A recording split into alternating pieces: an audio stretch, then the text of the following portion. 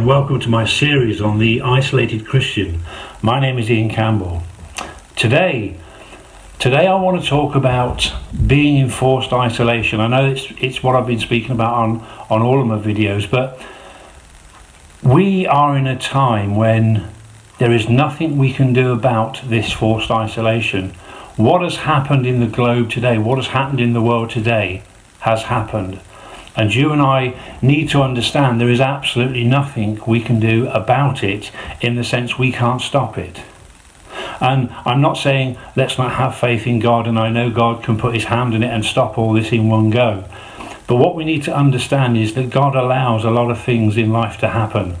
And I think this is one of them. And although I've always said I'm no expert in the field of Christianity, but I don't have a specific word from God, but what I believe in my heart, I really do believe, is that this forced isolation is a time that God is going to use for those that get back to him, those that seek him, those that use this time wisely. That's why I'm doing these videos, to encourage you to use this time, and I will keep saying it through every video. Use your time wisely to get back to talking to God, to seeking God.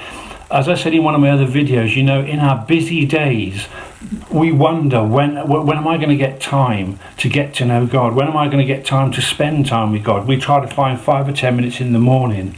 You know, if you're married with children, you get up, you've got to get your kids up, and that's an Olympic event in itself. Get them washed and dressed and fed and ready for school, and then you've got to get yourself ready. Then obviously your wife's got to get ready. Then you've got to get the kids to school, and yada yada. There's things that keep going on, and everything takes your time up. When you're at work for 8 hours, 9 hours, 10 hours, whatever it is you do, and then you come home, watch a bit of TV, have a wash, have something to eat, and then you find yourself in bed at 9 o'clock, and then it all starts again, and you think, when do I get time? Well, this is an enforced time. This is a time that God has allowed to force his children back into their homes, and instead of looking inwards, look upwards. Start talking to God, start using this time wisely. My encouragement today is that I firmly believe, hand on heart, I really do believe this. Like I said, I haven't got a specific word from God, but I believe this with all my heart. This forced isolation is a massive time of change. And I know I might be stating the obvious, but what I'm saying about this is that this is a massive change for you and I as Christians. God is going to use this time. And I want to use the analogy you've probably all seen on nature programs. You've all seen caterpillars. I'm sure you all know what a caterpillar is. It's a small little green insect, about so big, and it's got little hairs and spiky hairs on it, and it just sits on leaves and it walks around. It munches and eats leaves. It just eats all day. It lives, it eats, and it tries to stay away from predators. A bit like us, really. We eat, we live, and we try to stay away from predators. But then it goes into a time of chrysalis. I think that's the correct word for it. It goes, and you've probably seen it on the back of a leaf, where it's just this little lump there, and you know that the caterpillar is inside. It's what's happening to us now. It's in a forced isolation, and it's gone into this. It's gone in as a caterpillar. That's you and me. It's gone into this, but while it's in there, it's doing what God has ordained it to do. It's changing. God has used that moment in time where it puts it inside here, and it goes in as a caterpillar. But after a time has elapsed, it then breaks free from its cocoon. It breaks free from its self-isolation, and it comes out a butterfly. And pushing out from that cocoon, when it splits, it only splits a small amount, so that the butterfly has to literally push itself out. Remember when you were a kid and you used to push yourself through the bars, and you felt that it was squeezing every part of you? And that's what happens in the wings of a butterfly. It pushes the blood out to the wings, so that the wings can set out, and then it will sit its wings out, and it will dry them out in the sun.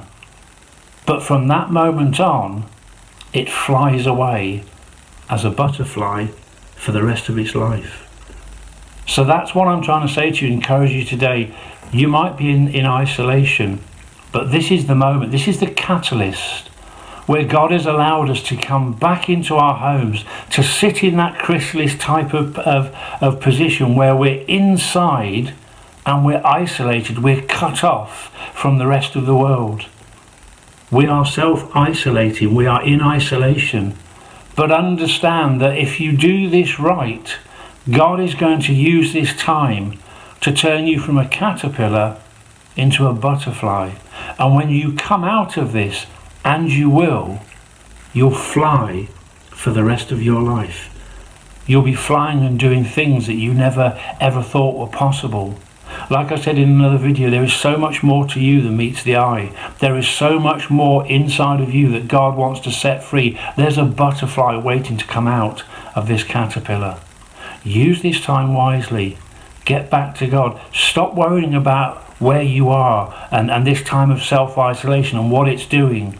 Understand that our God, my God and your God, who's bigger than all this, has put you in isolation, has allowed you to be in isolation, because he wants you to change from a caterpillar into a butterfly.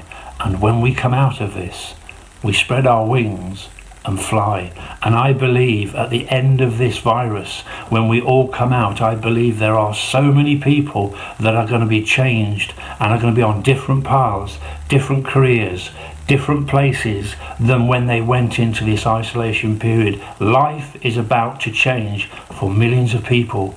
So brothers and sisters out there, what I'm saying to you today is, stop worrying about this isolation. Use it wisely. Understand that God is going to use this time to change all of us, and he'll change us for the better. And when we finish this isolation period, we'll fly, and we'll fly for the rest of our lives, and our lives will be changed. I hope that's encouraged you. God bless you. Thank you for listening. I'm Ian Campbell, the Isolated Christian. See you next time.